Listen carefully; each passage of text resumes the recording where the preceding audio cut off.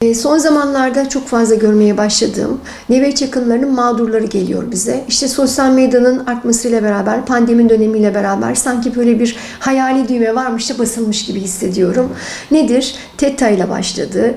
Aslında 20 küsur yıl önce NLP ve kişisel gelişimle başlayan bir akım. Nöbet akımları nedir derseniz, dini ifsat projesi gibi geliyor yine bana.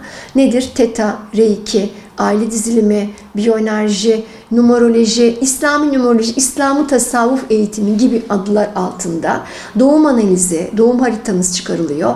Size daha sayamadığım bir sürü şeyle beraber sizin hakkınızda her şey veriliyor. Sanki Rabliye, Allah'lığa soyunuluyor. Şamanizm kültürü, Budizm kültürü bize empoze edilmeye çalışılıyor. Şimdi böyle bir durumda biz neyle karşılaşıyoruz? İşte geliyor bana hastam, birkaç seans baktıktan sonra, şikayetlerini dinledikten sonra korkuyla, kaygıyla ve ölüm korkusuyla geliyor. Nereye gittin diyorum. İşte travmalarımdan arınmak için ben TETA yaptırdım diyor.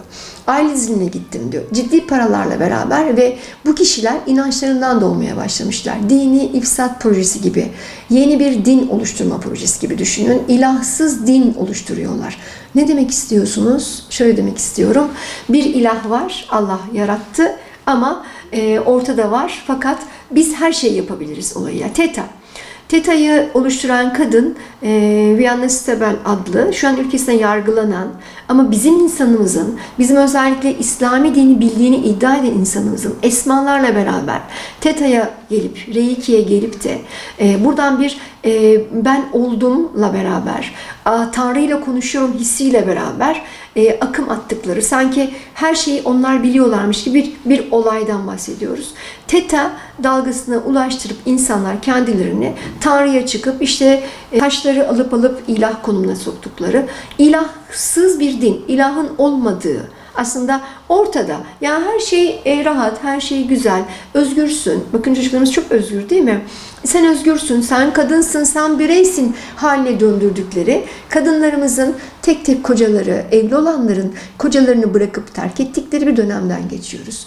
Önce namaz bırakılıyor benim gördüğüm kadarıyla. Çünkü bu kişiler, özellikle inançlı kadınlar, özellikle belki üniversite okuduğu ya da sonradan zorlu okuyamadı ya da önce çocuklarına baktı, sonra şimdi bir sertifika almak için gidiyorlar. Başındaki örtüyü açıyorlar, kocayı def ediyorlar, kendileri Kaz Dağları'na gidip, kendileri Titanlara gidip, Yunanistanlara gidip ben oldum diyorlar. Sembol dili eğitimi adı altında tasavvufu da bir şekilde ele alarak diyorlar ki biz sizin her şeyinizi uzaktan düzeltiriz.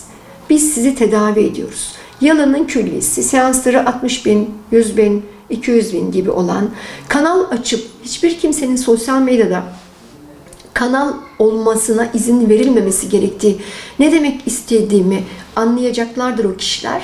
Ben şimdi sosyal medyada size yayın yapıyorum. Orada diyorum ki bu akşam saat 12'de buluşalım. Hepinize kanal olacağım. Kabul ediyor musunuz? Edenler altına evet yazsın. Evet evetler yazılıyor. Orada farklı bir boyut kapısı açılıyor. Urfa'daki Göbekli Tepe gibi. Göbekli Tepe'yi uzaylıların üssü yapan insanlar 69 bin liraya seans aldırıyorlar. Neden? Neden gittin diye soruyorum. Obsesif kompulsif bozukluk dolayısıyla gittim. Kocamdan ayrılıyorum. Kafamı düzeltmek amaçlı gittim. Çünkü doktorlar bizi dinlemiyorlardı. Doktorlar çok pahalıydı. Bakın buraya gidiyorlar. Hem dinlerinden hem imanlarından oluyorlar. Çünkü orada şirke giriyorlar. Allah'la beraber, yani kişi kendini ilah gibi söyleyip sana esmaları veriyor. Sana belli tabloları veriyor. Bunları çekeceksin diyor. Ama geri planda rüyaları gördürmeye başlıyor. Görüyor rüya. Evet. Çünkü necis bir kapı açıldı orada. Farklı boyuta geçtiler. Onun için dikkatli olmalarını tavsiye ediyorum. Her şey hayatımızda travma değildir. İşte ben EFT ile, nöroformatla, onunla bununla, TETA ile, Reiki ile, biyoenerji ile seni tedavi edemem. Onu tedavi edemem. Rabbim bana, ben akupunktur evet ilim olarak verdi, öğrendim. Ama Rabbim öğretti. Hastam geldiğinde, sorduğumda, baktığımda besmeleyi çekerim içimden.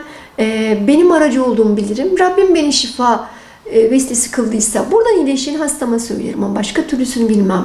Seni ben iyi ederim diyemem.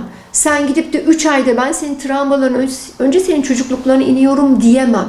Böyle bir olay yoktur. Psikiyatristlerimiz evet kişinin çocukluğunu sorarlar. Biz de doktor olarak geldiğimizde anamnezinalar sorarız ama işin ehli olmayan bu insanlara bir iki sertifikayla, duvarlarına asılmış oldukları o sertifikayla işte ben yaşam koçuyum, işte ben melek koçuyum, işte ben tetacıyım, reikiciyim ve senin her şeyini düzeltirim diyenlere inanmasınlar.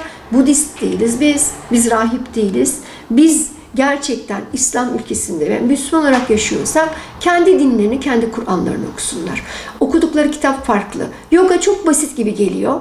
Bakın orada hareketler var, orada bazı ritüeller var. Kundalini dedikleri oturma şekliyle beraber sakrum bölgesinden oturdukları o kök çakra dedikleri, çakra dinimizde yok, tıbbiyede de yok aslında. Yani bunu illa varmış gibi gösteriyorlar. Aşağıdan yukarıya dönüp dolaşan, yukarıya doğru giden bir yılan başı gibi hissedip enerjinin yukarı doğru aktığını, indiğini, geçtiğini söylüyorlar. Bizi tamamıyla kandırıyorlar.